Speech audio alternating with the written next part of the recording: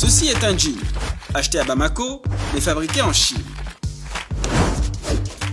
Et ça, c'est du riz, acheté à Cotonou, mais cultivé et produit en Inde. J'ai deux petites questions. 1. Pourquoi le Mali, l'un des plus grands producteurs de coton au monde, importe encore des vêtements de Chine? 2. Pourquoi le Bénin, pays aux terres fertiles, continue d'importer des milliers de tonnes de riz chaque année au lieu de le produire lui-même?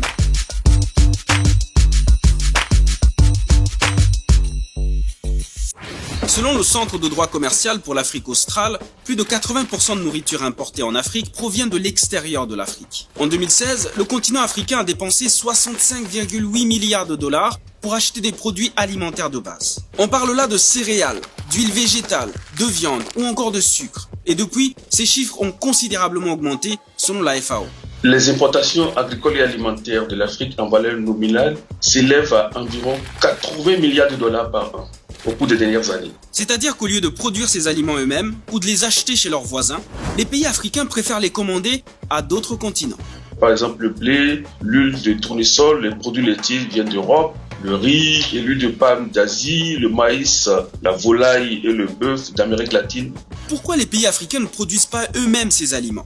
En fait, ils les produisent, mais pas suffisamment. C'est-à-dire que le niveau de production n'est pas suffisant pour satisfaire la demande qui provient des facteurs que j'ai cités, de la démographie qui augmente, de l'urbanisation, ainsi de suite. Et pourquoi n'arrive-t-il pas à satisfaire la demande? C'est simple. Pour Boubacar Sansobari, le problème vient du sommet. L'éditorialiste guinéen dénonce l'inaction des dirigeants africains. Car comment expliquer que 3 Africains sur 10 n'ont pas assez à manger alors que leur continent possède les 65% des terres arables non cultivées du monde? L'économiste Jean Sénaron, lui, a sa théorie sur la question. C'est qu'il y a eu pendant longtemps des politiques agricoles et alimentaires inappropriées qui ont beaucoup facilité la hausse des importations. Et ces importations concurrencent les produits locaux et réduisent les incitations à investir dans l'augmentation de la production alimentaire. En gros, les pays africains ont choisi la facilité. Plus il y a de bouches à nourrir, plus on va acheter moins cher à l'étranger. Et l'année d'après, on recommence. Sauf qu'entre-temps, les produits importés et moins coûteux inondent le marché et étouffent les petits producteurs locaux qui n'arrivent pas à écouler leurs produits. Un gros serpent qui se mord la queue.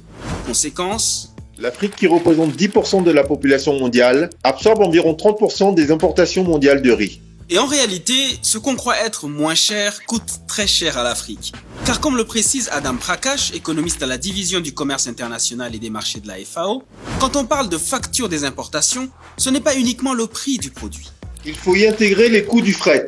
Ceux-ci ont connu des hausses importantes ces dernières années, surtout en 2017. La fluctuation du dollar peut également avoir un effet sur l'ardoise. Sans compter qu'avec la corruption aux frontières, ce qui est importé est souvent surfacturé. C'est ce qu'on appelle maquiller une fuite de capitaux en un paiement au titre d'une opération commerciale. Ce procédé consiste pour un importateur à majorer la valeur déclarée de ses importations et à placer sur un compte à l'étranger la somme payée en sus de la valeur réelle de ses importations. Mais tu sais Rémi, ce n'est pas une particularité africaine.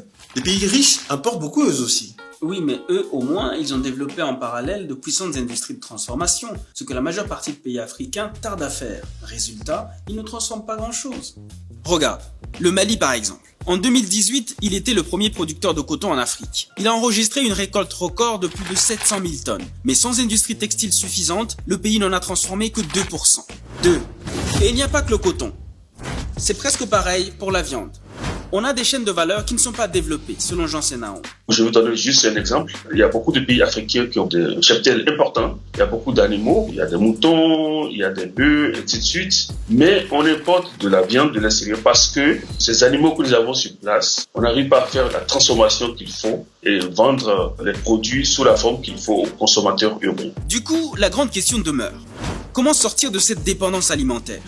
Pour le spécialiste de la FAO, c'est un vaste chantier qui attend les chefs d'État africains. Il faut être sur tous les fronts, il faut accroître la productivité, il faut encourager la diversification alimentaire avec un soutien adéquat aux petits agriculteurs, le financement des chaînes de valeur, de l'agro-industrie et des agro-entrepreneurs, le développement des pistes rurales et des infrastructures de marché, entre autres. Et il y a de l'espoir. Selon le directeur d'Africa Rice, depuis 2018, certains sont déjà sur la bonne voie de l'autosuffisance en riz. L'Égypte est le seul pays d'Afrique qui est autosuffisant. La Côte d'Ivoire l'est à 50%, Madagascar entre 70 et 75%.